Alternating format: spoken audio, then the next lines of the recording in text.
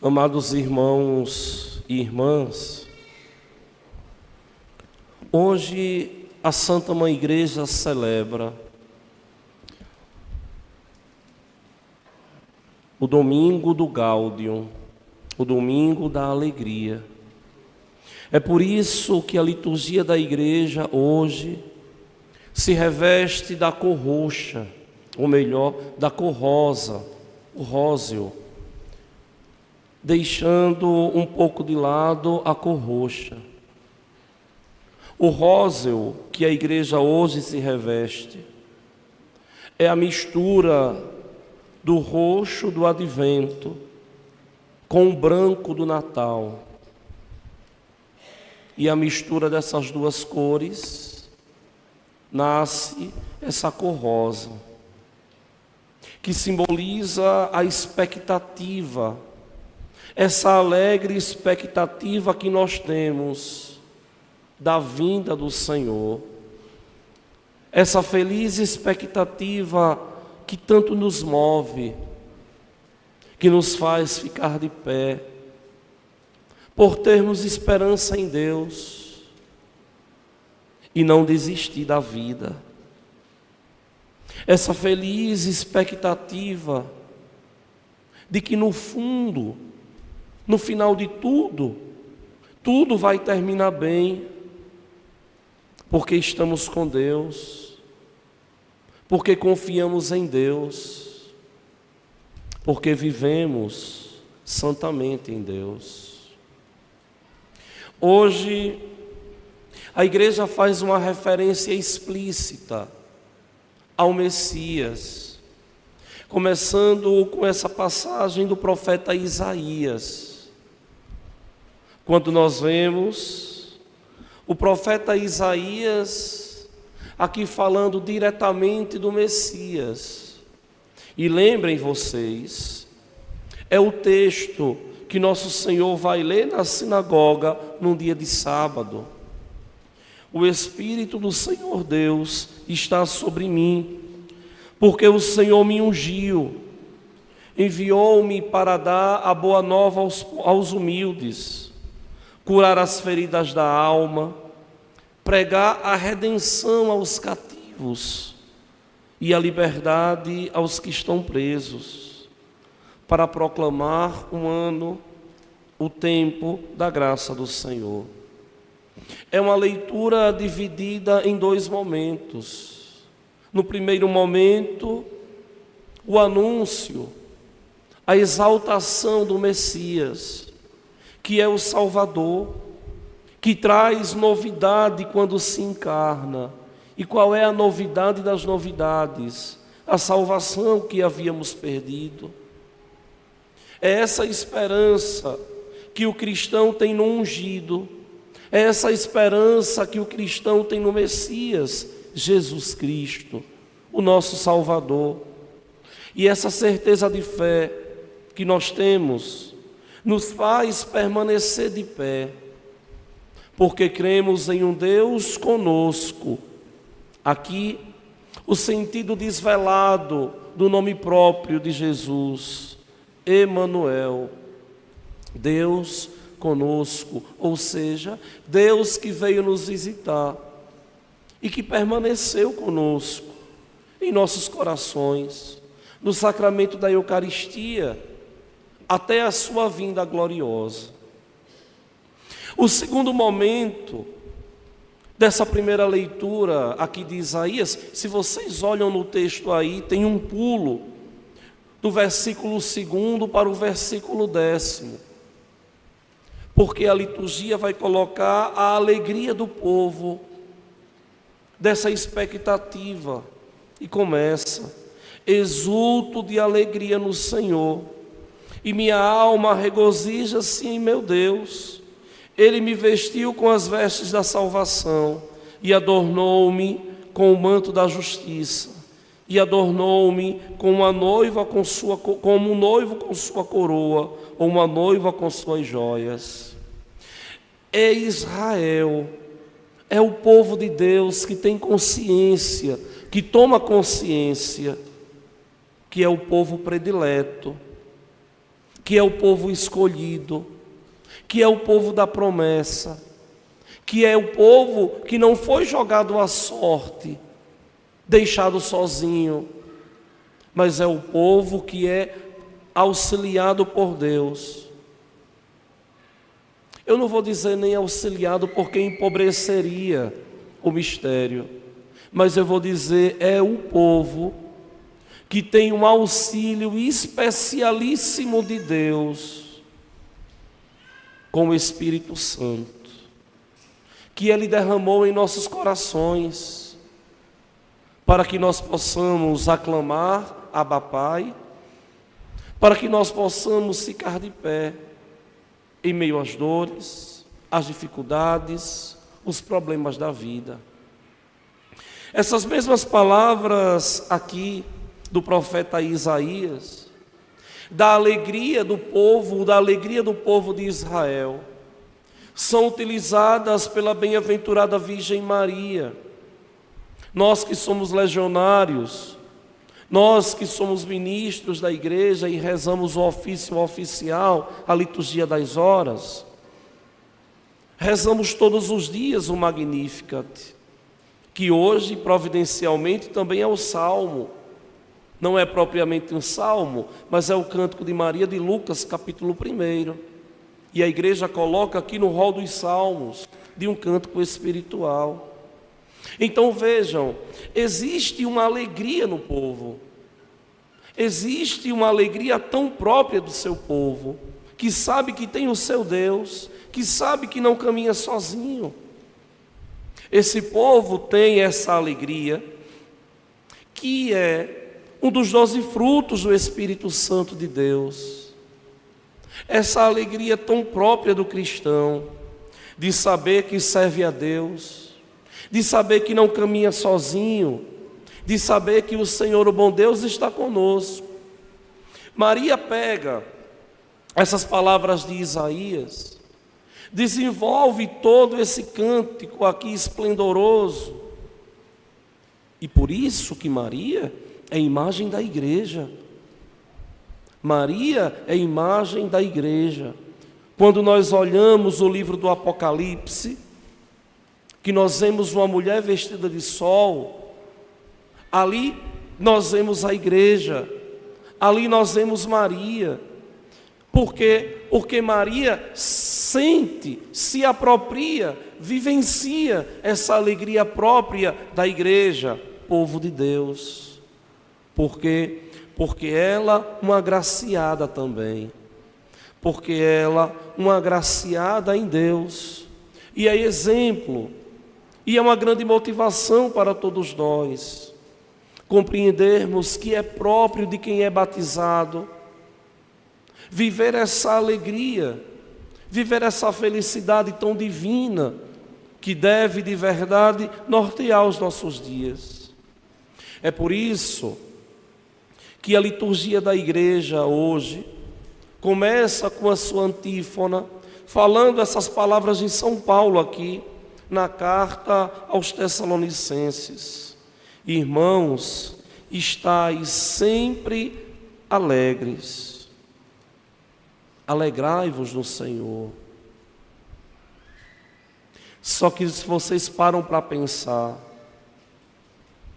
e analisam o texto aqui, essa alegria não brota do nada,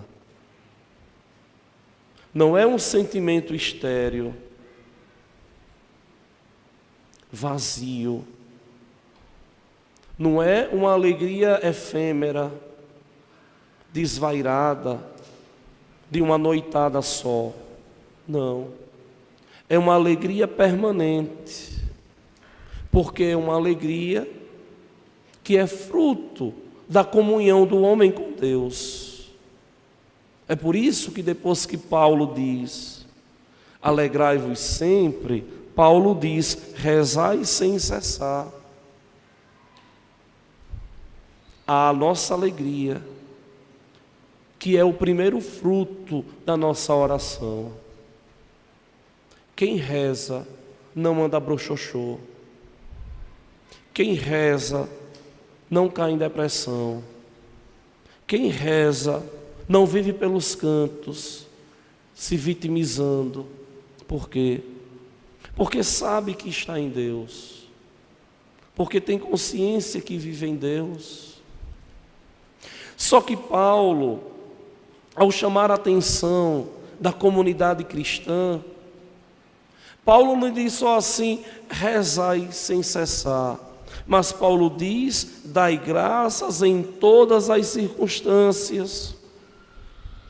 Porque esta é a vontade de Deus em Jesus Cristo. Ou seja, rezar na alegria, rezar na tristeza, rezar quando o espírito está em paz, mas rezar também quando o espírito está inquieto, rezar quando tudo vai bem, mas rezar também quando as coisas não vão tão bem,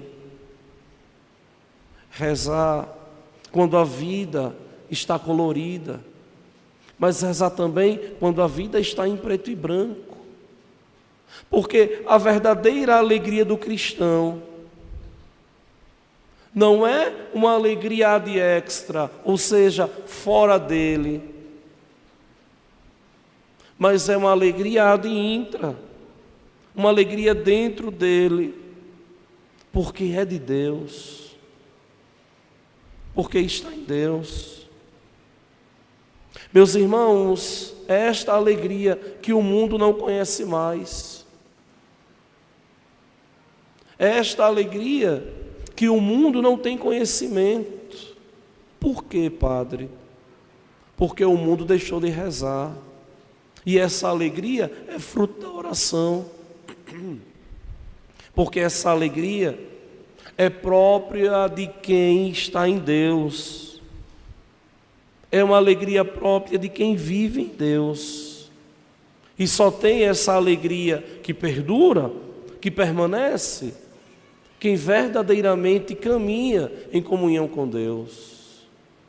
E o convite da Divina Liturgia hoje é justamente para que nós tomemos consciência de que somos chamados para levarmos a nossa vida toda em Deus, permanecermos em Deus. Só que Paulo, ele olhando a comunidade ali dos Tessalonicenses, Paulo continua assim, que o próprio Deus da paz vos santifique totalmente, e tudo aquilo que sois, espírito, alma, corpo, seja conservado sem mancha alguma para a vinda de nosso Salvador Jesus Cristo. Aquele que vos chamou é fiel, Ele mesmo realizará isso. Muitas vezes, nós não temos forças. E a força para permanecer de pé nos vem através da oração. E a força nos vem da alegria de sermos cristãos, de estarmos em Deus, de permanecermos em Deus. A alegria do cristão, por incrível que pareça, é um grande testemunho de fé. A alegria do cristão é um testemunho que converte. Quando o povo sabe que nós estamos sofrendo por algo que aconteceu, e nós estamos ali como se nada tivesse acontecido. É porque nós somos insensíveis? É porque nós somos psicopatas? Na psicologia, uma pessoa que não sente uma tristeza, que é indiferente às dores do mundo, é considerada uma pessoa normal. Mas no nosso caso, nós cristãos, não. É um grande testemunho de fé. É claro que a gente sente quando perde alguém. É claro que a gente sente quando alguém está passando por uma dificuldade. Quando nós mesmos estamos passando por uma dificuldade.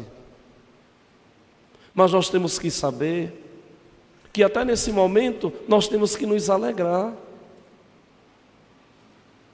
E isso é divino. Isso é santo. Eu já me deparei com pessoas, muitas vezes lutando contra um câncer danado, e com um sorriso estampado no rosto. E já me deparei com pessoas também, que muitas vezes nos procura, se descabelando, chorando, sem problema nenhum. E quantas vezes, como sacerdote, eu tive que dizer assim: olha, guarde essas lágrimas para quando você tiver problema, porque isso não é motivo. Erga essa cabeça e pare de sofrer por besteira. Vá tocar a sua vida, porque vai chegar uma hora que você vai precisar dessas lágrimas. Porque nós temos que ser maduros na fé. O que dizer de uma pessoa que caminha na igreja e vive entristecido pelos cantos? O que dizer de uma pessoa que comunga a Eucaristia, mas nada está bom, nada presta? O que dizer de uma pessoa que escuta o Evangelho, a boa nova da salvação, e não se apropria, e não leva essa palavra para o coração, e fica no trabalho, dentro de casa, na vizinhança, dando contra-testemunho, porque não tem a alegria de ser filho de Deus, porque não despertou para a alegria de ter se encontrado verdadeiramente com nosso Senhor Jesus Cristo. Essa alegria, repito, pela terceira vez hoje à noite, tão própria de quem é batizado, de quem é cristão. A alegria do cristão é um grande testemunho de fé, de saber que está em Deus e de tomar consciência de que a vida não é fácil. Eu costumo sempre dizer e brincar que a vida é fácil para o inocente. Por esses dias, nascia um filho de um conhecido e outra pessoa me mandava foto. E aí eu dizia assim: meu Deus, tão bonito, mas não sabe o que espera neste mundo. Porque dificuldades, porque problemas, todos nós sempre teremos. Eles são inevitáveis, eles fazem parte da vida. Só que nós católicos, que comungamos Jesus na Eucaristia, buscamos a força para permanecermos em pé em Deus. Alegrai-vos sempre no Senhor. Só que não é uma alegria de faz de contas não, viu? Não é uma alegria de aparências não. É uma alegria espiritual. Uma alegria que chora, mas não se desespera. Porque confia, porque está em Deus. Até nosso Senhor sofreu, chorou, quando Ele viu Lázaro, quando Ele soube da morte de Lázaro, Ele chorou. É o menor versículo da Sagrada Escritura, e Jesus chorou. Quando Ele contempla no monte, Jerusalém lá embaixo, e ele para pensar na dureza do coração dos homens. Jesus chora contemplando Jerusalém, a cidade santa, mas não se desespera. No madeiro da cruz, é claro que nosso Senhor estava ali sofrendo, mas não se desespera, porque tem uma alegria espiritual, aquela paz tão própria de quem reza, de quem está em Deus. Quando a bem-aventurada Virgem Maria viu o sofrimento, a injustiça com o seu filho, ela chora. Olhem aí a imagem da Virgem das Dores, aqui nessa lateral, tem ali as lágrimas escorrendo, mas não se desespera. Por quê? Porque confia em Deus, porque tem essa alegria espiritual, porque sabe que se Deus permitiu, dali vai tirar algo bom. E essa alegria espiritual é o testemunho de fé que nós devemos dar ao mundo que não tem mais alegria, que a alegria é fajuta, que a alegria é vazia de sentido, é a alegria de uma noitada, e no outro dia os problemas vêm todos. É uma vida de aparência, e depois, quando se tira a roupa e a maquiagem, se volta para a mesmice do dia a dia. É a alegria momentânea do uso desvairado de drogas, da prostituição. E depois vem a grande tristeza, porque não é uma alegria espiritual. Então, é essa alegria espiritual que é fruto do Espírito Santo de Deus, que a igreja, nesse domingo Gaudete vem com carinho nos dizer. Essa alegria nós só encontramos em Deus. Não adianta procurar em nenhum lugar do mundo, porque não se vai encontrar.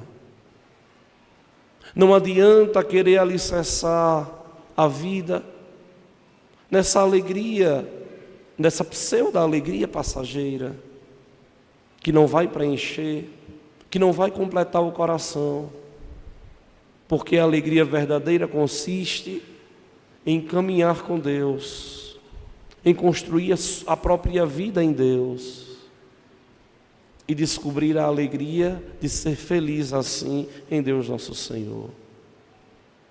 Meus queridos irmãos e minhas irmãs, cada um de nós tem uma missão.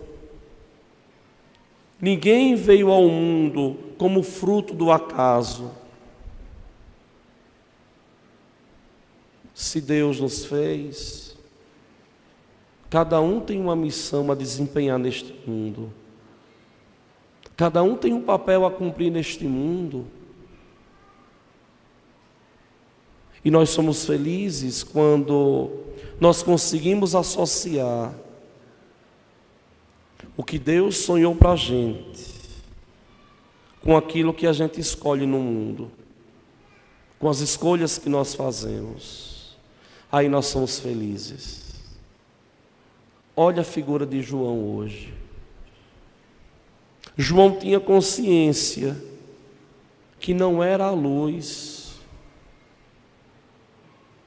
João tinha consciência que veio simplesmente dar testemunho da luz. Olha como é bonito. Quem és tu? João confessou e não negou. O evangelista João fala de João Batista. E ele diz: eu não sou o Messias. A minha missão é dar testemunho da luz. A minha missão é apontar o Salvador, é apontar o Cordeiro de Deus, é preparar o caminho, porque Ele está vindo aí atrás. Eu sou a voz que grita no deserto: aplainai o caminho do Senhor. E aí eu pergunto a vocês assim: estamos hoje a 8 dias do Natal de Nosso Senhor. Esse ano, o dia 24 cai no 4º domingo do Advento, e à noite é o Natal de Jesus Cristo.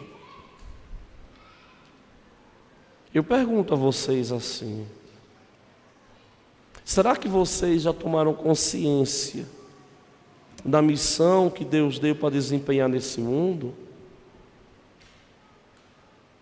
Já assumiram isso com a própria vida? E a partir daqui encontraram o sentido da vida, a alegria de viver em comunhão com o projeto de Deus, sendo feliz e fazendo os outros felizes também, porque quem é feliz na justiça faz o outro feliz. Quando vocês veem essas pessoas que têm prazer de ver a infelicidade do outro, tenha consciência e reze, porque essa pessoa não é feliz, é infeliz. Esse povo que no trabalho só vive brigando, maltratando, destruindo o outro, humilhando, pisando, no trabalho, na vizinhança, na escola, onde quer que seja, pode ter certeza que é alguém desencontrado, que é alguém que não está em Deus, ou melhor, é alguém que não tem Deus. Por quê? Porque não reza, porque não é feliz e não quer ver a felicidade do outro. Porque o ser feliz é próprio de Deus. Deus é feliz com o Filho, com o Espírito Santo, com a bem-aventurada Virgem Maria, com o rol de miríades e miríades de eleitos e eleitas que passaram pela vida e escolheram Ele como bem precioso e descobriram o sentido da vida, foram felizes e fizeram os outros felizes. Só que aqui nós nos deparamos muitas vezes com um grande problema.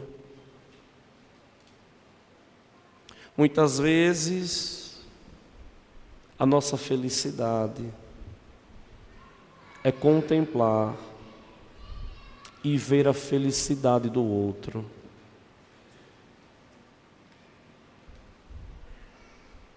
É contemplar e ver a felicidade do outro. É a mulher que deve se esforçar para ver a felicidade do marido. É o marido que deve se esforçar para ver a felicidade da sua mulher e assim ser feliz. Saber que é causa de felicidade para alguém. São os pais verem a felicidade nos filhos. São os filhos contemplarem a felicidade nos pais. Tem menino aí correndo que pode ser evangelizado e ficar sentado no banco da igreja para prestar atenção na missa, não é? Não é trazer a criança e soltar fora, não. Tem que chamar atenção, catequizar, ensinar, né? Então vejam, é a felicidade de um que consiste em contemplar a felicidade do outro, de ver o outro feliz e assim se descobrir feliz. E quando chegar no final da vida, dizer assim: eu fui feliz. Por quê? Porque eu vi a minha esposa sorrir, porque eu vi os meus filhos sorrirem, crescerem. Eu sou feliz, porque eu ajudei tanta gente. Eu sou feliz, porque a minha vida foi toda altruísta, de uma entrega total, de uma felicidade plena. E eu me descobri feliz fazendo os outros felizes. Isso é o cristianismo. Isso é o catolicismo genuíno e piedoso. Claro que tudo isso aqui na justiça, de um modo justo, de um modo pleno. É por isso que uma máxima muito forte da teologia espiritual diz assim: quem quer amar, se prepare para sofrer. Por quê? Porque o amor acarreta entrega, e é aqui que a gente descobre a felicidade, de ver o outro feliz. Que o Senhor, o bom Deus, nos ajude, nos ilumine, nesse tempo em que nós estamos nos preparando para o Natal do Senhor, para que nós possamos, sim, ser luz para o outro, uma luz que é uma seta de Cristo, uma luz que ilumina a vida do outro, porque é iluminada por Cristo. Que nós possamos ser, de verdade, esse candeeiro, a iluminar a vida de tantos que vivem na escuridão, que não querem saber de Deus, que não conhecem o que nós conhecemos, ou melhor, não conhecem quem nós conhecemos, não o que, mas a pessoa. Não conhece Ele, nosso Senhor Jesus Cristo, que é a verdadeira causa da nossa alegria. Por que nós devemos ser alegres? Porque nós temos Deus. E quem tem Deus, vive essa alegria própria do ser cristão. Creio em Deus Pai Todo-Poderoso,